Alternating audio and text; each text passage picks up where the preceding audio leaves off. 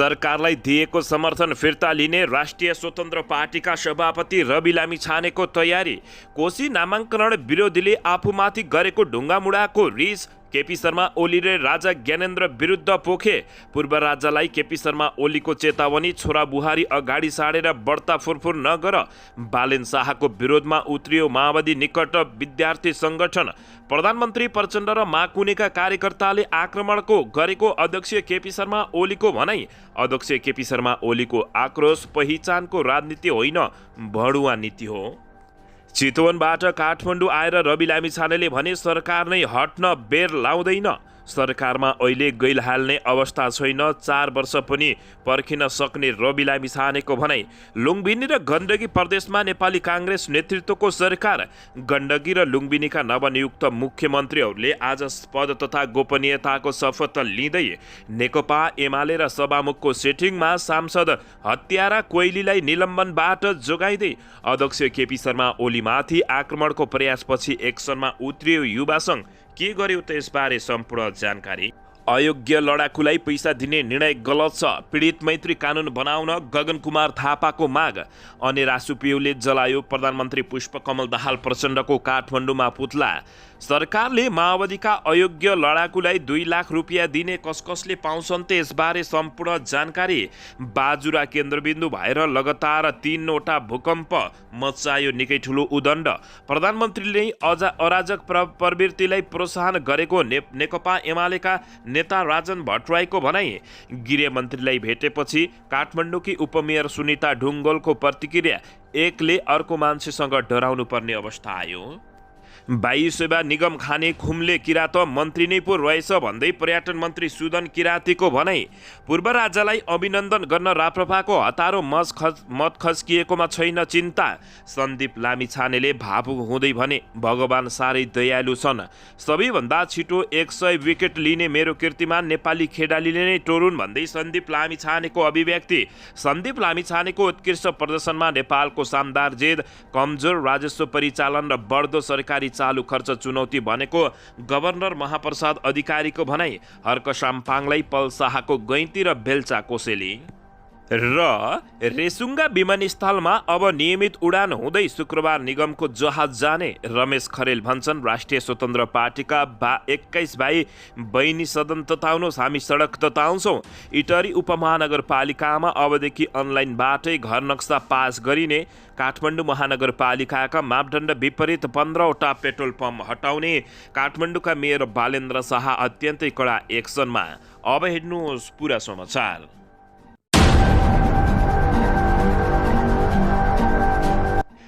दर्शक महानुभावहरू नमस्कार। नेपाली न्युज टिभीको न्युज बुलेटिन खबरमा यहाँहरूलाई हार्दिक स्वागत छ। सदाझै आज पनि तपाईँहरूमाझ देश तथा विदेशका महत्त्वपूर्ण समाचार अपडेटका साथ उपस्थित भइसकेका छौँ। दर्शक महानुभावहरू हामीलाई तपाईँहरूले कहाँदेखि हेर्दै हुनुहुन्छ नेपाल भए जिल्ला र ठाउँको नाम लेख्नुहोला। यदि विदेशमा हुनुहुन्छ भने आफू रहेको देशको नाम पनि लेख्न नभुल्नुहोला। र हाम्रो च्यानल नेपाली न्युज टिभीसँग अझै पनि सब्सक्राइब गरेर जोडिनु भएको छैन भने सब्सक्राइब गर्नुहोला तथा रहेको बेल आइकनलाई दबाउन पनि नभुल्नुहोला। आउनुहोस् दर्शक महानुभावहरू आजको पहिलो तथा विशेष खबरतर्फ लागौँ। दर्शकबिन नेकपा माओवादी केन्द्रका अध्यक्ष तथा प्रधानमन्त्री प्रचण्डको सरकार ढल्नेलाई निकै बल पुगेको छ। दर्शकबिन यसैबीच सरकारलाई दिएको समर्थन फिर्ता लिने तयारीमा राष्ट्रिय स्वतन्त्र पार्टीका सभापति रवि लामिछाने लागेका छन्। मङ्सिर 4 मा सम्पन्न प्रतिनिधि सभा निर्वाचनमा प्रत्यक्ष र समानुपातिक गरी 20 सिट जितेको राष्ट्रिय स्वतन्त्र पार्टी रासपाले वैशाख 10 मा 3 क्षेत्रमा भएको उपनिर्वाचनमा 2 सिट जितेको छ। दर्शकबिन यसैबीच जसमध्ये चितवन 2 मा गत मङ्सिरकै निर्वाचनमा राष्ट्रिय स्वतन्त्र पार्टीले जितेको थियो भने तनहुँ 1 मा विगतमा नेपाली काङ्ग्रेसले जितेपछि उपनिर्वाचनमा राष्ट्रिय स्वतन्त्र पार्टीका उम्मेद्वार स्वर्णिम वाग्ले विजय भएका छन्। यस हिसाबले उपनिर्वाचनमा राष्ट्रिय स्वतन्त्र पार्टीले विगतमा आफूले जितेको चितवन 2 लाई जोगाएको मात्र होइन, तनहुँ 1 लाई काङ्ग्रेसबाट खोज्न समेत सफल भएको छ। यो सफलतासँगै राष्ट्रिय स्वतन्त्र पार्टीले अब सरकारप्रतिको दृष्टिकोण कस्तो बनाउने हो र आगामी दिनमा कस्तो भूमिका निर्वाह गर्ने हो भन्ने चासो बढ्न थालेको छ। यद्यपि पार्टीभित्र भने दुई थरी मत देखिएको छ। एउटा पक्ष सरकारमा जान नहुने र आगामी चुनावलाई ध्यानमा राख्दै अहिलेदेखि नै सडक र संसदमा सशक्त भूमिका निर्वाह गर्नुपर्ने पक्ष धारणा राखेको छ। दर्शकबिन यसैबीच अर्को पक्ष भने सरकारमा गएर जनताका अपेक्षालाई पूरा गर्ने, उनीहरूको समस्यालाई सम्बोधन गर्न पहल गर्नुपर्ने तर्क रहेको छ। रासपाका प्रवक्ता मुकुल ढकाल रासपाले सरकारलाई दिएको समर्थन फिर्ता लिने तयारी गरिरहेको बताएका छन्। प्रचण्ड नेतृत्वको सरकारमा आफ्ना नीति तथा कार्यक्रम नसमेटिएकाले समर्थन फिर्ता लिनुपर्ने अवस्थामा पुगेको उनले बताएका छन्। हामीले यसबारे निर्णय गर्न बाँकी छ, तर मेन्टालिटी बनाइसकेका छौँ। उनले भने हामी समर्थन फिर्ता लिन्छौँ, सरकारको नीति तथा कार्यक्रममा हाम्रो एजेन्डा समेटिएको छैन भन्दै उनले यस्तो बताएका छन्। आफ्नो नीति लागू नहुने सरकारलाई समर्थन दिइरहनुको अर्थ समेत नरहेको ढकालको भनाइरहेको छ। दर्शकबिन तर रासपाकै अर्का प्रभावशाली नेता एवं सांसदले सरकारलाई दिएको समर्थन कायमी राखिने बताएका छन्। हामीलाई जनताको अपार विश्वास र समर्थन पाएका छौँ, यो विश्वास हामीले कायम राख्न सरकारमा जानै पर्छ। ती नेताले भने पार्टीको बैठकले सरकारमा जाने विषयमा आधिकारिक निर्णय गर्छ, प्रभावशाली मन्त्रालय लिएर माननीयहरू सरकारमा जानुहुन्छ उनले बताएका छन्। रासपाको बटम लाइन भनेकै उप प्रधानमन्त्री सहित गृह तथा अर्थ मन्त्रालय लिएर सरकारमा जाने ती नेताको दाबी रहेको छ। प्रधानमन्त्री प्रचण्ड समेत रासपालाई सरकारमा लैजाने विषयमा सकारात्मक देखिएका छन्। दर्शकबिन रासपाले रोजेको मन्त्रालय दिएर भए पनि सरकारमै राख्ने योजना प्रधानमन्त्री प्रचण्डको बनाएको बताई बुझिएको छ। प्रधानमन्त्रीको सचिवालयले यस्तो जानकारी दिएको छ। रासपालाई सरकारमा सहभागी गराए सजिलो हुने प्रचण्डको बुझाइरहेको छ। दर्शक महानुभावहरू, रवि लामिछानेले सरकार त्यति धेरै फापेन। गत पुस 11 गति उप प्रधान सहित गृह मन्त्रालयको जिम्मेवारी लिएर सरकारमा सहभागी भएका उनी नागरिकता प्रकरणमा फसाइएपछि दर्शक महानुभावहरू उनी 32 दिनमै बाहिरिनु परेको थियो। अन्ततः सरकारलाई दिएको समर्थन रासपाले फिर्ता लिने तयारी गरेको बुझिएको छ। दर्शकबिन यसैबीच चितवनबाट काठमाडौँ आएका रवि लामिछानेले सरकार नै हट्न बेर लाग्दैन भन्दै चेतावनी दिएका छन्। दर्शकबिन आफ्नो दलको कार्यक्रम न्यूनतम साझा कार्यक्रम हटाइदिएपछि सरकारलाई दिएको समर्थनको औचित्यमाथि पनि प्रश्न गर्ने अवस्था आएको भन्दै रवि लामिछानेले न्यूनतम साझा कार्यक्रमबाट हाम्रा कार्यक्रमहरू हटेका छन्। यस्तो अवस्थामा सरकारलाई दिएको समर्थनको औचित्यमाथि प्रश्न गर्ने बेला आएको छ। रवि लामिछाने भनेका छन्, रविले न्यूनतम साझा कार्यक्रमबाट आफ्नो दल कार्यक्रमहरू हटाउने सरकार आफै हट्न सक्ने समेत धम्की दिएका छन्। सरकार नै पनि हट्न बेर लगाउँदैन। भ्रष्टाचारको फाइल खोल्ने भन्ने हाम्रो बुँदा हटाइएको छ। हामी थप मजबुत भएर आएका छौँ, थप म्यान्डेट पाएर आएका छौँ। अब त्यही भ्रष्टाचारको फाइल खोल्छौँ भन्ने हाम्रो बुँदा नै बन्द गर्ने सरकार आफै हट्न बेर लाउँदैन, रवि लामिछानेले चेतावनी दिएका छन्। उनले सरकारमा जाने वा नजाने भन्ने बारे अहिले निर्णय भइ नसकेको बताउँदै यसबारे उनले पार्टीमा थप छलफल गर्ने समेत बताएका छन्। दर्शक महानुभावहरू, यसबारे तपाईहरूले के भन्न चाहनुहुन्छ प्रतिक्रिया दिन नभुल्नुहोला। दर्शकबिन यसैबीच यता पूर्व राजा ज्ञानेन्द्र शाहलाई केपी शर्मा ओलीले ढाड भाँचिदिने चेतावनी दिएका छन्। छोरी बुहारी अगाडि सारेर बढ्ता फुरफुर नगर, ठाउँमा आउला भन्दै चेतावनी दिएका हुन्। दर्शक महानुभावहरू, नेकपा एमालेका अध्यक्ष तथा पूर्व प्रधानमन्त्री केपी शर्मा ओलीले पूर्व राजा ज्ञानेन्द्र शाहलाई धेरै चलखेल नगर्न चेतावनी दिएका छन्। झापामा आफूमाथि आक्रमण गर्दा हिमानी शाहले जनताले ढुङ्गा हानेछन् भनेर ट्विटर गरेको उनको दाबी रहेको छ।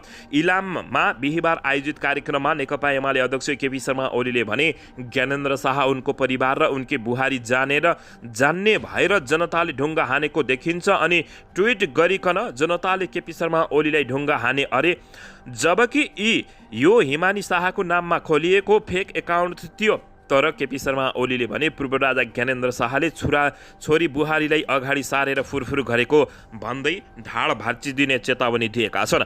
ज्ञानेन्द्र शाहलाई भनिदिन्छु, बढ्ता फुरफुर नगर, एमाले सहनशील भएर धेरै हिसाब नगरेको भन्दै ओलीले भने हिसाब किताब गर्न नपरोस्, छोरा बुहारी अगाडि सारेर बढ्ता फुरफुर नगर उनले चेतावनी दिएका छन्। नेकपा एमाले कारबाही गरेका दुर्ग प्रसाईको तर्फ सङ्केत गर्दै केपी शर्मा ओलीले ट्याउ ट्याउ गर्दै कुद्ने एक दुईजना मान्छे भेटेको भरमा पखेटा पलाउने ठिक नहुने समेत चेतावनी दिएका छन्। दर्शक महानुभावहरू, यसैबीच नेकपा एमालेका अध्यक्ष तथा पूर्व प्रधानमन्त्री केपी शर्मा ओलीले कोशी नामाङ्कन विरोधीले आफूमाथि गरेको ढुङ्गा मुढाको रिस राजा ज्ञानेन्द्रमाथि पोखेका हुन्। दर्शकबिन नेकपा एमालेका अध्यक्ष केपी शर्मा ओलीले फेरि अध्यक्ष ओलीले आक्रोश पोख्दै पहिचानको राजनीतिक होइन भन्दै कोशीका जनताहरूलाई भड्काउने काम गरेका छन्, भडुवा नीति भएको बताएका हुन्। नेकपा एमालेका अध्यक्ष तथा पूर्व प्रधानमन्त्री केपी शर्मा ओलीले आफूहरूले गरिरहेको सांस्कृतिक र शान्तिपूर्ण व्यवहारका विरुद्ध कोही मानिसले हमला गर्ने र ढुङ्गा हान्ने गरेको बताएका हुन्। अध्यक्ष ओलीले पहिचानको नाम गरेर हमला गर्ने ढुङ्गा हान्ने काम राजनीतिक नभएर भडुवा नीति भएको बताएका हुन्। नेकपा एमाले जिल्ला कमिटी इलामले आयोजना गरेको जिल्ला अधिवेशन प्रतिनिधि परिषद बैठकको उद्घाटन गर्दै उनले ढुङ्गा हान्ने राजनीति र भडुवा राजनीति छाडेर शान्तिपूर्ण रूपमा लाग्न पहिचानवादीलाई आग्रह समेत गरेका छन्। नेकपा एमालेका अध्यक्ष तथा पूर्व प्रधानमन्त्री केपी शर्मा ओलीले प्रधानमन्त्री पुष्पकमल दाहाल प्रचण्ड र नेकपा यसका अध्यक्ष माधव कुमार नेपालका मान्छेहरूले आफूमाथि ढुङ्गामुढा गरेको भन्दै उनले आक्रोश पोखेका छन्। दर्शकबिन यसैबीच आउनुहोस् अर्को समाचारतर्फ लागौँ। काठमाडौँका मेयर बालेन्द्र शाहको विरोधमा माओवादी निकट विद्यार्थी संगठन उत्रिएको छ। काठमाडौँ महानगरपालिकाको शिक्षा विभागमा तालाबन्दी गरिएको छ। माओवादी केन्द्र निकट अखिल नेपाल राष्ट्रिय स्वतन्त्र विद्यार्थी युनियन क्रान्तिकारीले विभागमा तालाबन्दी गरेको हो। काठमाडौँका महानगरका प्रमुख मेयर बालेन्द्र शाहले विद्यालयहरूमा राजनीति गरे कारबाही गर्ने निर्देशन दिएपछि तालाबन्दी गरिएको अखिल क्रान्तिकारीका नेता प्रदीप भट्टले जानकारी दिएका छन्। काठमाडौँ महानगरपालिकाका प्रमुख मेयर बालेन्द्र शाहले विद्यार्थीको हक हितका विषयमा कुरा उठाउँदा अंकुश लगाउने काम गरेको छ, त्यो कुरा कदापि सही हुँदैन, काठमाडौँका मेयर बालेन्द्र शाहले भनेका छन्। तत्काल उक्त निर्णय फिर्ता गर्नुपर्छ उनले अन्नपूर्णसँग बताएका हुन्। दर्शकबिन यसैबीच आउनुहोस् अर्को समाचारतर्फ लागौँ। लुम्बिनी र गण्डकी प्रदेशमा नेपाली काङ्ग्रेस नेतृत्वको सरकार बनेको छ। लुम्बिनीमा नेपाली काङ्ग्रेस संसदीय दलका नेता डिल्ली बहादुर चौधरी र गण्डकीमा सुरेन्द्र राज पाण्डे मुख्यमन्त्रीमा नियुक्त भएका छन्। लुम्बिनी प्रदेशमा प्रदेश प्रमुख अमिक शेरचनले चौधरीलाई बिहिबार संविधानको धारा 168 को उपधारा 2 अनुसार मुख्यमन्त्रीमा चौधरीलाई नियुक्त गरेका हुन्। यसैगरी गण्डकी प्रदेशको मुख्यमन्त्रीमा नेपाली काङ्ग्रेसका सुरेन्द्र राज पाण्डेलाई संविधानको धारा 168 को उपधारा 2 बमोजिम प्रदेश प्रमुख पृथ्वीमान गुरुङले नियुक्त गरेका हुन्। दर्शक महानुभावहरू, गण्डकी र लुम्बिनी प्रदेशमा नवनियुक्तहरूले आज पद तथा गोपनीयताको शपथ लिने कार्यक्रम रहेको खबर प्राप्त भएको छ। गण्डकी प्रदेश र लुम्बिनी प्रदेशका नवनियुक्त मुख्यमन्त्रीहरूले आज शपथ ग्रहण गर्ने भएका छन्। बिहिबार गण्डकी प्रदेशको मुख्यमन्त्रीमा नेपाली काङ्ग्रेसका सुरेन्द्र राज पाण्डे नियुक्त भएका थिए भने लुम्बिनी प्रदेशको मुख्यमन्त्रीमा नेपाली काङ्ग्रेसकै डिल्ली बहादुर चौधरी नियुक्त भएका थिए। गण्डकी प्रदेश प्रमुख पृथ्वीमान गुरुङले बिहिबार पाण्डेलाई मुख्यमन्त्रीमा नियुक्त गरेका हुन्। साथी सदस्य गण्डकी प्रदेश सभामा उनलाई काङ्ग्रेसका 27 सहित नेकपा माओवादी केन्द्रका 7 जना र स्वतन्त्र सांसद दीपक मनाङ्गे गरी 35 जनाले समर्थन गरेका छन्। नवनियुक्त मुख्यमन्त्री पाण्डे गोर्खा 2 बाट प्रदेशसभा सदस्यमा निर्वाचित भएका हुन्। विश्वासको मत गुमाउँदै नेकपा एमालेका खगराज अधिकारी नेतृत्वको सरकार ढलेपछि यहाँ नयाँ गठबन्धन सरकार बनेको हो। यस्तै लुम्बिनीका नवनियुक्त मुख्यमन्त्री चौधरीलाई प्रदेशका 8 दलका 52 र 1 जना स्वतन्त्र सांसदको समर्थन रहेको छ। दर्शकबिन नेपाली काङ्ग्रेसका 27 जना, नेकपा माओवादी केन्द्रका 10, नागरिक उन्मुक्ति पार्टीका 4 जना, जनमत पार्टीका 3 जना, जनता समाजवादी पार्टीका 3 जना, लोकतान्त्रिक समाजवादी पार्टीका 3 जना, राष्ट्रिय जनमोर्चा र नेकपा एकीकृत समाजवादी पार्टीका 1 जना र 1 जना स्वतन्त्र सांसद गरी 53 जना सांसदको समर्थन चौधरीलाई रहेको जानकारी प्राप्त भएको छ। विश्वासको मत गुमाउँदै नेकपा एमाले नेतृत्वको सरकार ढलेपछि यहाँ पनि नयाँ गठबन्धन बनेको हो। दर्शकबिन यसैबीच यता नेकपा एमाले र सभामुख देवराज घिमिरेको सेटिङमा नेकपा एमालेका सांसद हत्यारा लक्ष्मी महत्तो कोइलीलाई निलम्बन गर्नबाट जोगाइएको छ। हत्या अभियोगमा उच्च अदालत जनकपुरबाट पूर्वपक्षका लागि थुनामा पठाउन आदेश भएकी अवस्थामा गत मङ्सिर 4 गते प्रतिनिधि सभा सदस्यमा निर्वाचित कोइरी निलम्बनमा पर्ने भए पनि सभामुख घिमिरेले उनलाई निलम्बन हुनबाट जोगाइदिएका हुन्। प्रतिनिधि सभा नियमावली 2079 अनुसार पूर्वपक्षका लागि थुनामा पठाउन आदेश भएका सांसद स्वतः निलम्बनमा पर्ने भए पनि नेकपा एमालेको दबावमा सभामुख घिमिरे निलम्बनको सूचना जारी गर्न आनाकानी गरेका हुन्।